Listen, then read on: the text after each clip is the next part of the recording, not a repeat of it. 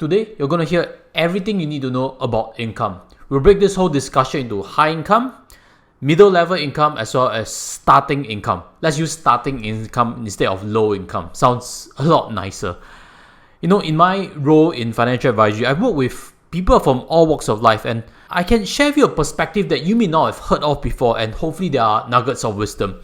I've also told my wife before, maybe I could be a useful MP because I've seen all walks of life, and I don't come from an elitist background. So maybe I can really relate to different income levels a lot better. But that's a different story. So if you think you can pick up more information from this whole discussion about income, continue watching on.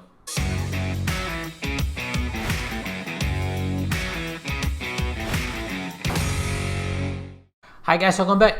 Without further ado, let's dive on to the first category, which is high income earners. Now, if you do not belong to this category, continue listening on also, because there's definitely perspectives that you may not have thought of before, and hopefully there are useful points. For high income earners, there seems to be about 75,000 of them drawing more than 300,000 in terms of annual income. Now, 300,000 is what MES defines as accredited investor. And from my experience, the roles are typically a director position, a role in big tech, for example, Apple, Microsoft, Google, a profession, for example, a doctor who's a consultant level, or a dentist who's already in private practice, among many others. The tax bill is big. How big? At least $30,000. Now, this number is already after factoring all the different reliefs. In your network, you definitely have shared before how to reduce taxes. I'm sure of that, because the bill is just so big. There is no further way to cut that down already. But the worst part is that bill is likely going to step up. If you see the latest figures from IRAS, from 2024 onwards, the above 500,000 level will be even higher a bracket. In this space, buying properties are actually not difficult. You can actually qualify for a loan of $2-3 million easily. But the bigger problem is quite obviously financial assets, and that's where I can step in to help. As an accredited investor, you can easily buy shares, you can easily buy bonds. Bankers will have wanted to work with you. And in your portfolio, you may have seen structured products or products bought on leverage. And the bigger problem is things are all over the place. If you feel I can deliver massive value to you, look from links below because I can do a fee-based consulting work. With that, let's move on to the second segment for today, which are middle income earners. In this space between 100 to 300,000, there are many subcategories. The 100 to 150,000 space seems to be the biggest. You may reach this space becoming a bit more senior or being a manager in an MNC. And speaking to here, I have something interesting to share with you also, because I don't know whether you have spoken about finances to your bosses or people in directorship positions. The latest secret that I'd like to share with you is that in the high income space, the annual income growth is actually quite substantial. Don't be surprised to see a 10% year-on-year growth in annual income, which is a bit different from the middle income sphere. Why is that so? The simple reason, because talent at the top is a bit more scarce. If you are able to progress through that space, you realize that the offers coming in are progressively a lot higher. On the other hand, if you don't have an affinity to progress through that space, you realize that in the manager position, you may have even more free time than those in the higher income space.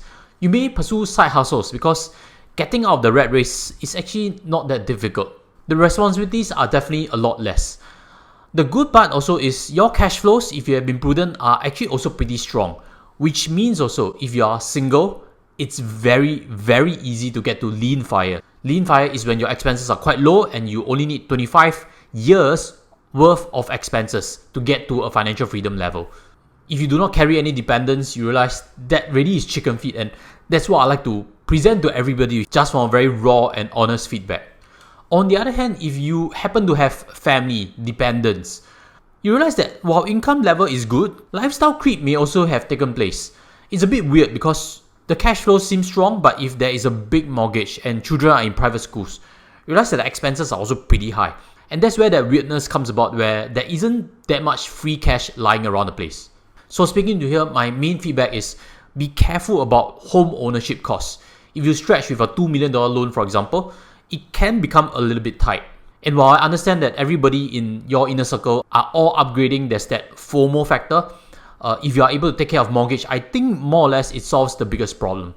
And as always, with regards to financial assets or retirement planning, if you are looking for a better direction, or if you want someone to step in and do a full consulting work, look again for my links below. And with that, let's move on to the last category, which is starting level income. Now, if you are a fresh graduate, then it's actually fine to be in this space. But if you've been working for quite a long while, there could be a few underlying factors. The first primary one is probably the lack of understanding that money is a game and that how to build career is also an art. There could be also some other factors such as a lack of qualification that makes it a bit difficult to progress in a corporate ladder. Some in this space have gravitated towards freelance jobs such as Grab drivers, which in the long run of building income is a lot harder because time is finite.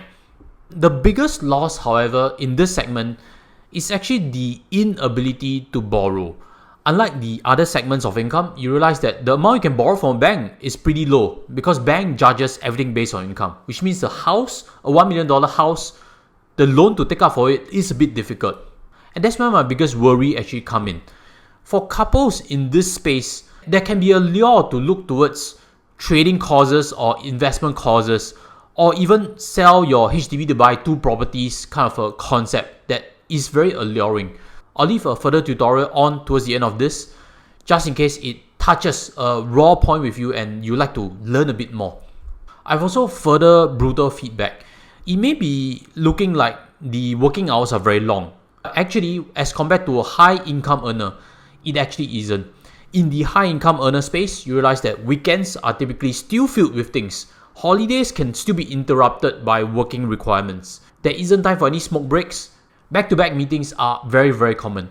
It's a bit like how I thought of myself during my school days when I was preparing for exam. Back in my school days, when I studied in the morning 2 hours, afternoon 2 hours, and night 2 hours, I thought I was working very hard already. But little did I know, when I go to the library, I see other people, other fellow students who started earlier than me and are burning through the night. That's where I realized that my perspective of hard work is also lacking shape from external forces. Having said that, there is still some good news. Achieving lean fire is still possible. If you keep your expenses low and you are able to save substantial amount, you can still invest for long term to achieve lean fire. At this moment in time, there are a few choices that you need to make. First, you want to embark on more side hustles that can bring up your overall income level. Or you go for causes, spend time in them to upgrade yourself so that you get better work opportunities. These are things that you need to think carefully and hopefully you make right choices.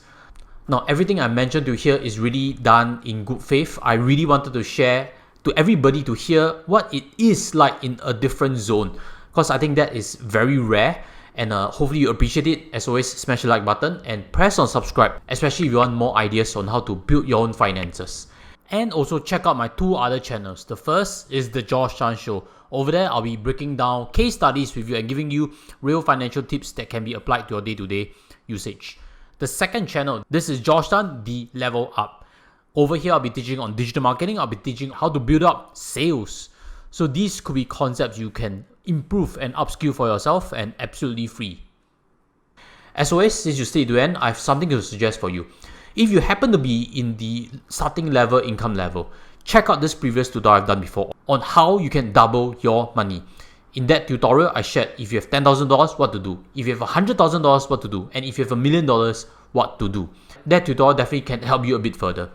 And also, the second video I'd like to suggest to you is something that touches on the sell HDB and buy 2 private properties. This should be carefully considered only, and hopefully this is a different perspective that you may not have considered and may help you along in your financial journey. With that, I'll sign off from here and see you there. Take care as always. See you next one. Goodbye.